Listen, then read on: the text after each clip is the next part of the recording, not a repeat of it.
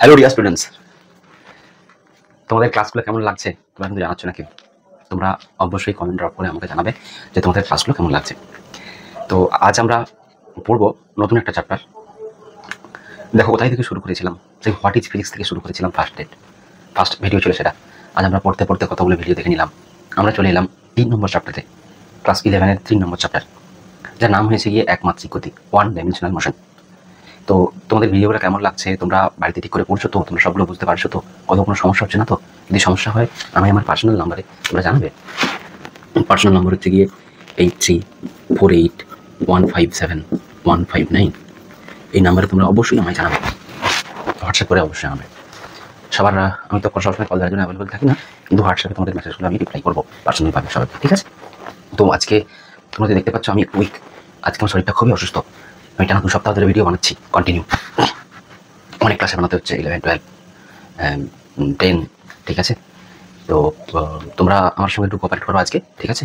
চলো শুরু করি আমরা একমাত্রিক গতি। এটা আমাদের ক্লাস 11-এর, থার্ড চ্যাপ্টার। আমাদের চলছে ক্লাস 11 সিরিজ, ক্লাস 11 সিরিজের চলছে থার্ড চ্যাপ্টার আজ। চ্যাপ্টারটার নাম তোমার হেডিং দাও একমাত্রিক গতি। একমাত্রিক গতি, ওয়ান ডাইমেনশনাল মোশন, বা একমাত্রিক গতি। আচ্ছা, এই একমাত্রিক গতি জানার আগে আমাদের জানতে হবে নির্দেশ তন্ত্র কি।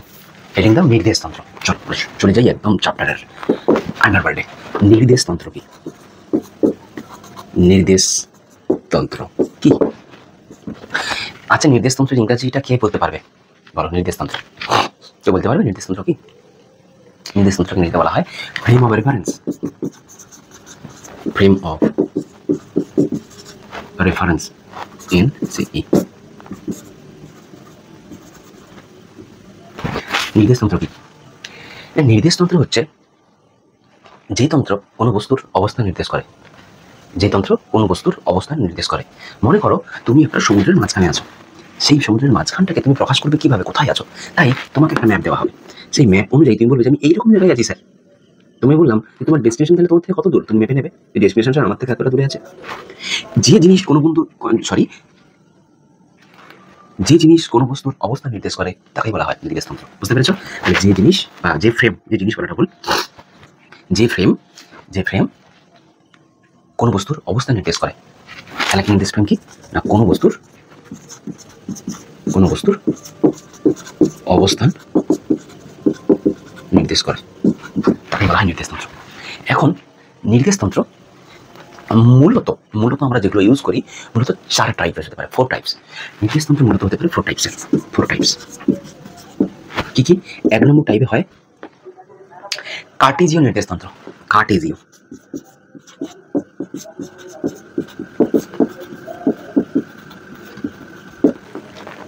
এক নম্বরে কি পড়বো আমরা?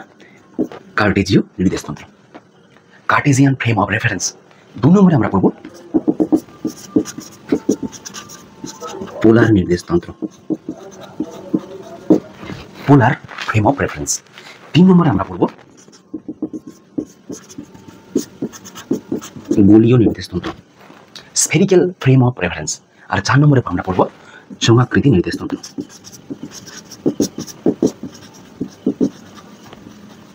সিলিন্ডারিক্যাল ফ্রেম অফ রেফারেন্স। বুঝতে পেরেছো নির্দেশ তন্ত্র কি? যেখানে আমরা কোনো বস্তুর অবস্থানকে নির্দেশ করব, ঠিক আছে?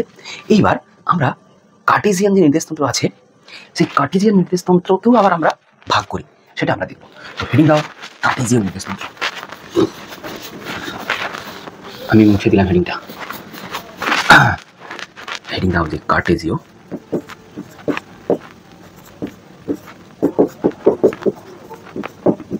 নির্দেশ তন্ত্র, Cartesian frame of reference. Sir, Cartesian নির্দেশ তন্ত্র আবার 1D, 2D বা 3D হতে পারে। মূলত এই 3টি, ঠিক আছে? এই 3টি ফ্রেম অফ রেফারেন্স তোমরা বেশি করে দেখবে, ঠিক আছে? তো 1D কি? 1D হচ্ছে ওয়ান ডাইমেনশনাল মোশন, যেটা আমাদের chapter. One dimension SSION, one dimension. 2D কি 2 ডাইমেনশন, 3D কি 3 ডাইমেনশন। স্যার 1D আমরা কি জানবো? ওয়ান ডাইমেনশন বলতে কি? ওয়ান ডাইমেনশন বলতে এবার হেডিং দাও যে what is one dimension. One dimension একমাত্রিক জিনিসটা কি? একমাত্রিক ওয়ান ডাইমেনশন। যদি কোনো বস্তু একটা সরল রেখা ধরে চলতে থাকে, একটা স্ট্রেট লাইন, যদি কোনো বস্তু একটা স্ট্রেট লাইন বা সরল রেখা, যদি কোনো বস্তু একটা সরল রেখা ধরে চলতে থাকে,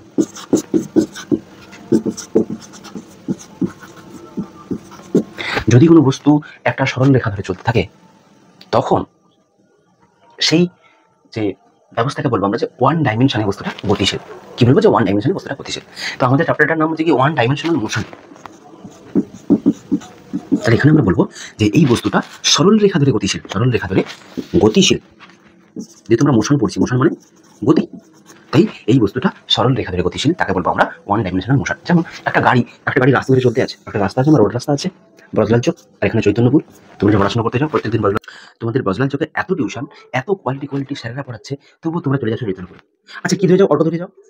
অটো রাস্তা দিয়ে যায়, দেখো একদিক করে চলছে না, অটো একদম করে ঘুরে ঘুরে পাক খেতে যায়, টাকা ঘুরতে যায়, কিন্তু সে স্ট্রেট লাইনে যায়। তাহলে কোনো একটা গাড়ির গতি হচ্ছে গিয়ে ওয়ান ডাইমেনশনাল মোশন।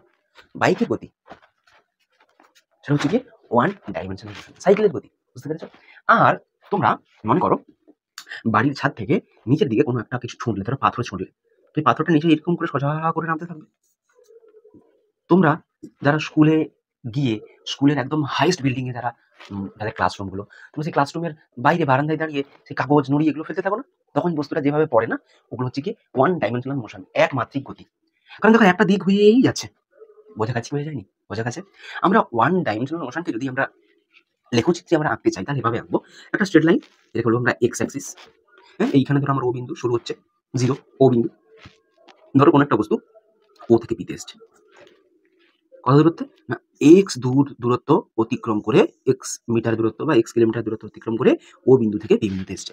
তাহলে আমরা এইরকম টাইম ফ্রেমগুলোকে বলবো, এইরকম যে এক্স অ্যাক্সিসের ফ্রেমগুলোকে বলবো যে ওয়ান ডাইমেনশনাল মোশন।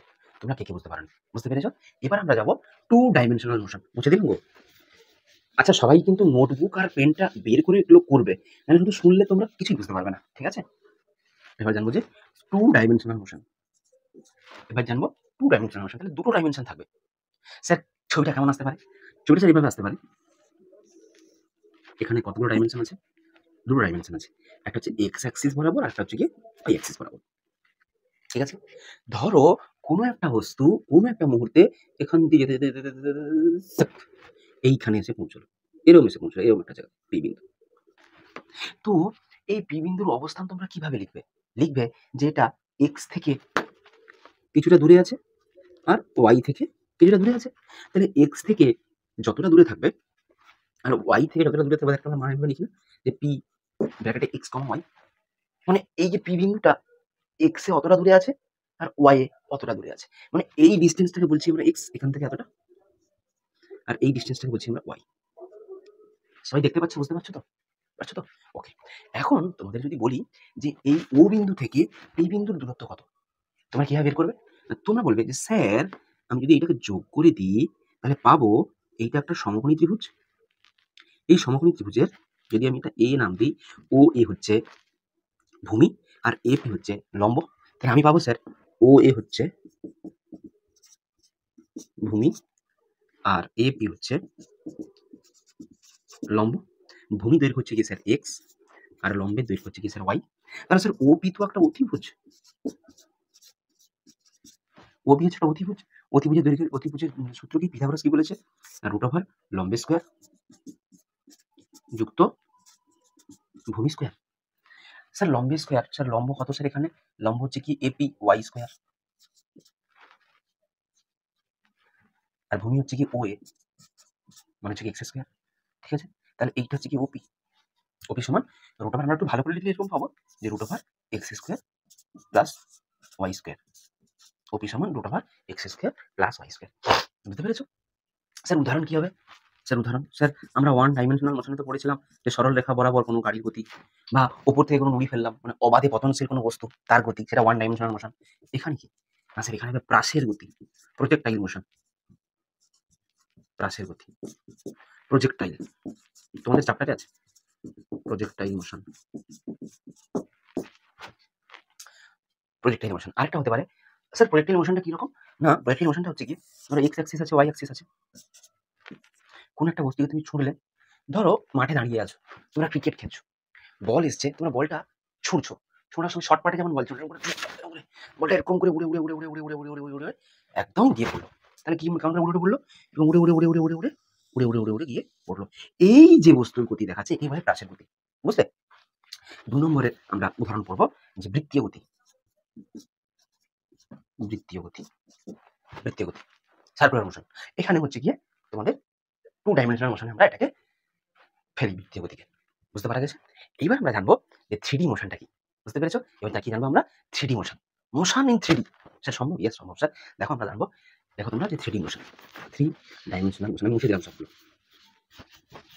তাহলে আমরা 1D মোশনের এক্সাম্পল আগে দেখেছি, এক্সাম্পল দেখেছি সরল রেখা বরাবর, সরল রেখা বরাবর কোনো একটা গাড়ির গতি, আর কি, আর দেখেছি অবাধে পতনশীল বস্তুর গতি। 2D তে দেখেছি না প্রাসের গতি, আর দেখেছি বৃত্তীয় গতি, গাতি হয়ে গেছে, এটা হবে গতি। বাদ বাকি হলো 3 ডাইমেনশনাল মোশন। স্যার কেউ এক্সাম্পল দিতে পারবে আমায় যে 3 ডাইমেনশনাল মোশন কি? স্যার 3 ডাইমেনশনাল মোশন হয়ে গিয়ে ত্রিমাত্রিক গতি। ও আচ্ছা, এটা আমি আগেরটাই দ্বিমাত্রিক লিখতে ভুলে গেছি। তোমরা এটাকে না একমাত্রিক, না আগেরটা ছিল দ্বিমাত্রিক, ঠিক আছে, 2 ডাইমেনশনাল, এটা হবে ত্রিমাত্রিক,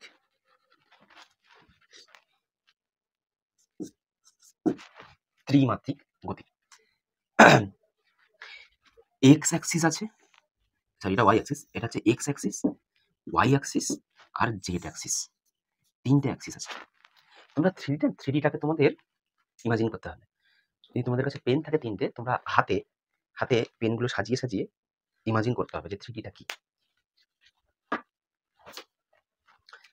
এইটা হচ্ছে, আমি 3টা পেন নিয়ে চলে এসেছি, ঠিক আছে, এটা হচ্ছে এক্স অ্যাক্সিস বরাবর, এটা হচ্ছে ওয়াই অ্যাক্সিস বরাবর, আর এটা হচ্ছে গিয়ে তোমাদের জেড অ্যাক্সিস বরাবর, ঠিক আছে, এই 3টে অ্যাক্সিস আছে। ধরো কোনো একটা বস্তু এরকম একটা জায়গায় পৌঁছে গেছে, এরকম একটা জায়গায়, মানে মহাশূন্যে আছে, মহাকাশে আছে, তো তাদের যে গতিটা সেগুলো আমরা সবই 3 ডাইমেনশন দিয়ে রিপ্রেজেন্ট করব, বুঝতে পেরেছো? তো 3 ডাইমেনশনালে আমরা রিপ্রেজেন্ট করব এরোপ্লেনের গতি, বুঝতে পেরেছো? বা হচ্ছে গিয়ে তোমরা ফুটবল যখন খেলো, তো ফুটবলকে যখন কিক করে, সেটা যখন বাতাসের দিকে হাওয়াতে ভাসতে থাকে, হাওয়াতে ভেসে ভেসে ভেসে ভেসে উড়ে উড়ে গোলপোস্টের দিকে গেল, তো ফুটবল যখন হাওয়াতে ভাসে তখন সেটা ত্রিমাত্রিক গতি, বুঝতে পেরেছো কিনা? বুঝতে পেরেছো? চলো, তো ত্রিমাত্রিক মোশনটা হচ্ছে ওটাই। ধরো কোনো একটা বস্তু এখান থেকে এরকম একটা পি বিন্দুতে আছে, তো পি বিন্দুতে তার অবস্থান হচ্ছে কি আমরা করবো X Y Z, X Y Z. তো আমরা দ্বিমাত্রিক গতি দেখেছিলাম কি, যে ওপি সমান root over x square plus Y square, কারণ সেখানে দুটো দিক ছিল বলে, এক্স অ্যাক্সিস ওয়াই অ্যাক্সিস, এখানে 3টে আছে বলে এখানে চলে আসবে প্লাস জেড স্কোয়ার, আর বেসিক্যালি কিছুই না। আর এর উদাহরণ, ত্রিমাত্রিক উদাহরণটা আমরা দেখবো এরোপ্লেন বা রকেট, এগুলো যেগুলো মহাশূন্যে থাকে, মহাশূন্যে যেগুলো যায়, স্পেসে এরোপ্লেন, এরোপ্লেনের গতি। আর হচ্ছে কি তোমাদের, তুমি যখন বাতাসে বা হাওয়াতে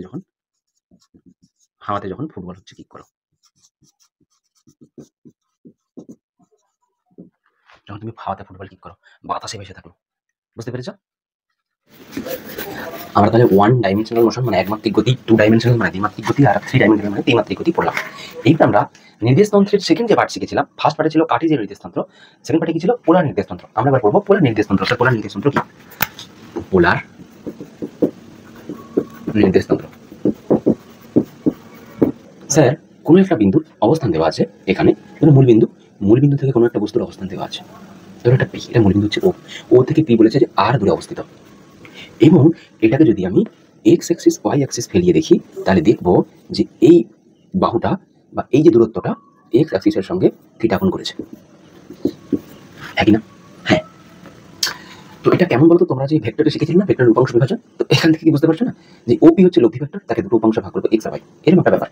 তো এই পি বিন্দু স্থানাঙ্ক আমরা লিখবো আর কমা থিটা, এই স্থানাঙ্ক হবে আর কমা থিটা। থিটাটা কিসের না এই যে ওপি মানে দূরত্বটা এক্স অ্যাক্সিসের সঙ্গে কত ডিগ্রি অ্যাঙ্গেল করেছে, বুঝতে পেরেছো? আচ্ছা আর এর মান তো আমরা 2D তে শিখিয়েছিলাম। আর এর মান কি হয় মানে ওপি এর মানটা ওপি সমান আর সমান root over x square plus Y square. আর থিটার মান কি হতে পারে না স্যার, এইটা হচ্ছে কি ওয়াই আর এখান থেকে এইটা হচ্ছে কি স্যার এক্স। তাহলে আমরা বলতে পারি যে ট্যান থিটা সমান লম্ব বাই ভূমি, তাহলে এপি বাই ওপি সরি ও এ, তাহলে এটা হবে এপি মান হচ্ছে কি ওয়াই আর ও এ মান হচ্ছে কি এক্স। এখানে থিটার মান হবে থিটা সমান tan inverse Y by X. তো আর এর মান আর থিটার মান তোমরা পেয়ে গেলে, ঠিক আছে? তো এইভাবে আমরা পোলার নির্দেশতন্ত্র তৈরি করি, ঠিক আছে? তো তোমাদের মেনলি লাগবে 1D 2D আর 3D ব্যাপারটা, ঠিক আছে? আর আমাদের যে মেন চ্যাপ্টার এটা হচ্ছে 1D 1 ডাইমেনশনাল মোশন, ঠিক আছে? আজ এইটুকুই।